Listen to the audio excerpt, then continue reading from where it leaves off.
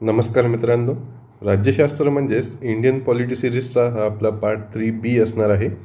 आजच्या व्हिडिओच्या माध्यमातून आपण महत्त्वाची ज्या कलमे आहेत संविधानाची त्याबद्दलची माहिती बघणार आहोत। येणारी राज्यसेवा असो किंवा कंबाईनची परीक्षा असो MPSC मार्फत घेण्यात येणारी त्यासाठी महत्त्वाचं असणार आहे आणि सोबतच जे येणारं सरळ सेवा एक्झाम आहेत त्यासाठी पण हा व्हिडिओ महत्त्वाचा असणार आहे आणि स्पेशली म्हणजे मेडिकल ऑफिसर आरोग्य विभागांतर्गत BAMS पदवीधारकांसाठी जी एक्झाम घेण्यात येणार आहे त्यासाठी पण राज्यशास्त्र या विषयातील महत्त्वाचे जे आर्टिकल्स आहेत त्यावरचा व्हिडिओ हा महत्त्वाचा असणार आहे। BAMS मेडिकल धारकांसाठी स्पेशल एक प्लेलिस्ट आपल्या चॅनलच्या माध्यमातून बनवण्यात आली आहे।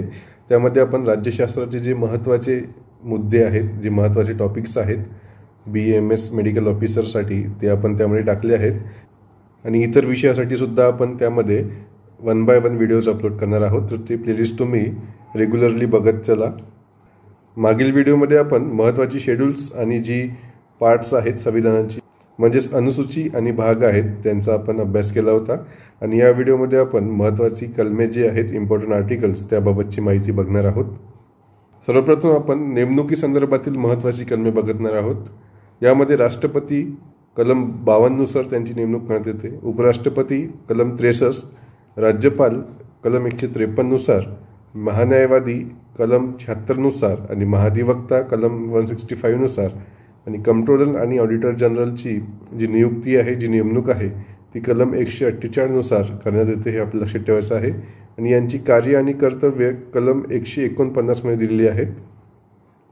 महान्यायवादी म्हणजेच जी सेंट्रल गव्हर्नमेंटचा फर्स्ट लॉ ऑफिसर असतो त्याला आपण महान्यायवादी म्हणतो आणि जी राज्य सरकारची जी फर्स्ट लॉ ऑफिसर असतात त्यांना महाधिवक्ता म्हणतात। हा फरक आपल्याला ते लक्षात ठेवायचा आहे।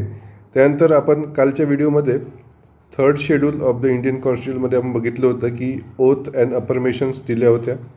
त्यामध्ये आपण केंद्र आणि राज्य जे सरकारचे मंत्री असतात किंवा संसद सदस्य असतात, विधानसभा सदस्य असतात, त्यांचं शपथ आणि प्रतिज्ञापत्र आपण त्या 3rd शेड्यूलमध्ये बघितलं होतं। परंतु राष्ट्रपती, उपराष्ट्रपती आणि राज्यपाल यांच्या ह्या शपथा ज्या आहेत त्या वेगळ्या कलमामध्ये दिलेल्या आहेत। त्या म्हणजे राष्ट्रपतीची शपथ आहे ती कलम 60 मध्ये दिलेली आहे, उपराष्ट्रपतींची शपथ कलम 69 मध्ये दिलेली आहे आणि राज्यपाल यांची शपथ कलम 159 मध्ये दिलेली आहे। हे आपल्याला लक्षात ठेवायचं आहे फरक हा। त्यानंतर संसद संदर्भातील महत्त्वाचा कलमा, संसदची तरतूद जी आहे ती कलम 79 मध्ये केली आहे, कलम 80 मध्ये राज्यसभांची तरतूद केली आहे, कलम 81 मध्ये लोकसभाची तरतूद केली आहे, कलम 98 मध्ये सचिवालयाची तरतूद केलेली आहे आणि जे स्पेशल राईट्स असतात लोकसभा आणि राज्यसभांच्या सदस्यांचे त्यांची तरतूद कलम 88 मध्ये केलेली आहे। राष्ट्रपती यांचे अभिभाषण कलम 87 मध्ये केलेली आहे आणि मंत्रिमंडळ यांची तरतूद आहे ती कलम 74 मध्ये आहे। मंत्रिमंडळाची नियुक्ती त्याची जी तरतूद आहे कलम 75 मध्ये आहे आणि पंतप्रधान यांचे कर्तव्य याची जी कलम आहे ती कलम 78 मध्ये दिली आहे। कलम 75 अंतर्गत PM ची पण निवडणूक म्हणजेच नियुक्ती केली जाते, हे आपलं लक्षात ठेवायचं आहे। जर PM ची नियुक्ती कुठल्या कलमाद्वारे केली जाते असा प्रश्न जरी आला तरी आपल्याला कलम 75 हेच उत्तर द्यायचं आहे। त्यानंतर राज्य विधिमंडळाबद्दल 168 मध्ये तरतूद दिलेली आहे, विधान परिषदेबद्दल 171 मध्ये तरतूद दिलेली आहे, विधानसभाबद्दल 170 मध्ये तरतूद दिलेली आहे, सचिवालयाबद्दल 197 मध्ये दिलेली आहे। विधान परिषद आणि विधानसभा यांची जी सदस्य आहेत त्यांची जी स्पेशल राईट्स आहेत, स्पेशल प्रिव्हिलेजेस आहेत त्यांची जी कलम आहेत 177 मध्ये दिलेली आहे। राज्यपालांची जी अभिभाषण आहे त्यांची कलम 176 मध्ये दिलेली आहे।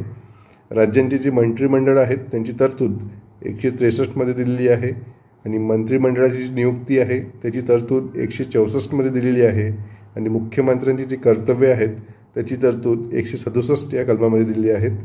164 याच कलमामध्ये तुम्हाला मुख्यमंत्री यांची पण नियुक्ती याची तरतूद दिलेली आहे। याची तुम्ही नोट्स घ्या किंवा याचे स्क्रीनशॉट घेऊन तुम्ही या रोज वारंवार रिवाईज करत चला। त्यानंतर इतर महत्त्वाची कलमे आहेत म्हणजेच राष्ट्रपतीचा महाभियोग कलम 61 मध्ये दिलेला आहे।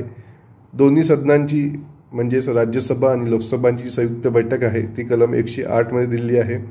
मनी बिल म्हणजेच धन विधेयकाची व्याख्या कलम 110 मध्ये दिलेली आहे। विधेयकाला राष्ट्रपतींची संमती म्हणजेच विधेयकाला जी प्रेसिडेंटचे कन्सेंट भेटते त्याची जी तरतूद आहे ती कलम 111 मध्ये दिलेली आहे। सेंट्रल बजेट म्हणजेच केंद्राची अर्थसंकल्प याची तरतूद कलम 112 मध्ये दिलेली आहे आणि राज्याची जे अर्थसंकल्प आहे, जे स्टेटचे बजेट असते त्याची तरतूद कलम 202 मध्ये दिलेली आहे. त्यानंतर राष्ट्रपतींचे अध्यादेश म्हणजेच ऑर्डिनन्स जी आहे तरतूद, त्याबद्दल तरतूद कलम 123 मध्ये दिलेली आहे. सर्वोच्च न्यायालयाचे अभिलेख याची तरतूद कलम 129 मध्ये दिलेली आहे आणि हायकोर्टची जी तरतूद आहे अभिलेखाबद्दल ती कलम 215 मध्ये दिलेली आहे. न्यायालयीन पुनर्विलोकन म्हणजेच ज्युडिशियल रिव्ह्यू याची जी तरतूद आहे कलम 137 मध्ये दिलेली आहे. राज्यपाल यांची तरतूद कलम 213 मध्ये दिलेली आहे. जिल्हा न्यायाधीशांची नेमणूक याची कलम जी आहे 233 मध्ये दिलेली आहे. ग्रामसभेची तरतूद तुम्हाला कलम 243A मध्ये भेटणार आहे. GST परिषद याची तरतूद तुम्हाला कलम 269A मध्ये भेटणार आहे. वित्त आयोग म्हणजेच फायनान्स कमिशन याची तरतूद तुम्हाला कलम 280 मध्ये भेटणार आहे. आणि संघराज्य आणि राज्य यांची जी लोकसेवा आयोग आहेत म्हणजेच UPSC, MPSC किंवा JPSC म्हणजेच जॉईंट पब्लिक सर्व्हिस कमिशन, 2 किंवा इतर जे राज्य आहेत किंवा युनियन टेरिटरीज आहेत त्यांच्यासाठी JPSC असते. त्याची तरतूद जी आहे 315 मध्ये दिलेली आहे. त्यानंतर निवडणूक आयोगाची स्थापना इलेक्शन कमिशनर ऑफ इंडियाची तरतूद आहे 324 मध्ये दिलेली आहे. लोकसभा आणि विधानसभामध्ये प्रोट मतदारसंघ असेल म्हणजेच 18+ लोकांना सर्वांना मतदानाचा हक्क असेल, ही तरतूद कलम 326 मध्ये दिलेली आहे. लोकसभेत SC/ST आरक्षणाची तरतूद 330 मध्ये दिली आहे. विधानसभेत SC/ST आरक्षणाची तरतूद 332 मध्ये दिलेली आहे. राष्ट्रीय शेड्यूल कास्ट आयोग म्हणजेच जी अनुसूचित जाती आयोग आहे त्याची तरतूद 338 मध्ये दिलेली आहे आणि ST आयोगाची तरतूद 338A मध्ये दिलेली आहे. हे महत्त्वाचे आहेत, यावर पण प्रश्न भरपूरदा आलेला आहे. मागासवर्गीय आयोग म्हणजेच OBC आयोगाची तरतूद 340 मध्ये दिलेली आहे. अनुसूचित जाती म्हणजेच SC यांची तरतूद 341 मध्ये दिलेली आहे. अनुसूचित जमाती ST यांची तरतूद 342 मध्ये दिलेली आहे. राष्ट्रीय आणीबाणी म्हणजेच नॅशनल एमर्जन्सी तरतूद 352 मध्ये दिलेली आहे. राष्ट्रपती राजवट म्हणजेच जे प्रेसिडेंट रूल लागतो एखाद्या स्टेटची मशिनरी नाकाम झाल्यानंतर, त्याची तरतूद जी आहे ती 356 मध्ये दिलेली आहे. आर्थिक आणीबाणी म्हणजेच फायनान्शियल एमर्जन्सीची तरतूद 360 मध्ये दिलेली आहे आणि फ्रीडम ऑफ प्रेस म्हणजेच प्रेसचे स्वातंत्र्य याची तरतूद 361A मध्ये दिलेली आहे. ह्या सर्वच महत्त्वाच्या तरतुदी आहेत. यामुळे तुम्हाला एकतर मॅच दी पेअर म्हणजेच जोड्या लावा येऊ शकतो किंवा महत्त्वाच्या ज्या कलमा आहेत त्या तुम्हाला विचारल्या जातील डायरेक्टली.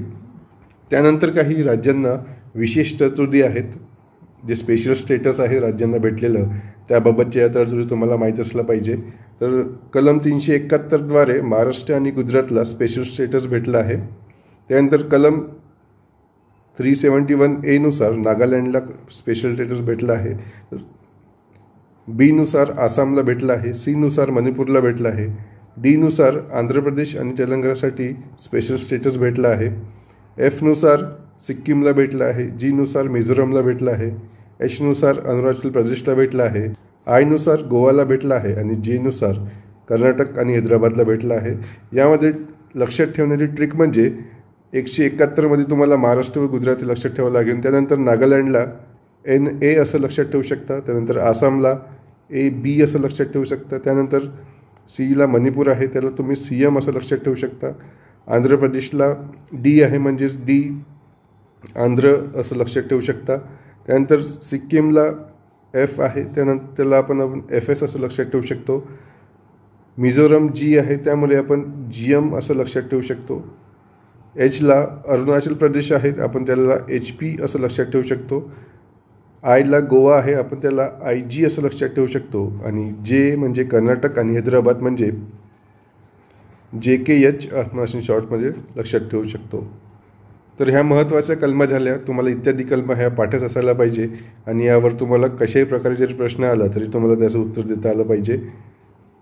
तर यानंतरच्या नेक्स्ट व्हिडिओमध्ये आपण घटनेची निर्मिती आणि घटनेची जी वैशिष्ट्य आहेत, ज्या महत्त्वाच्या तारखा आहेत घटनेमध्ये, त्याबद्दलची माहिती बघणार आहोत.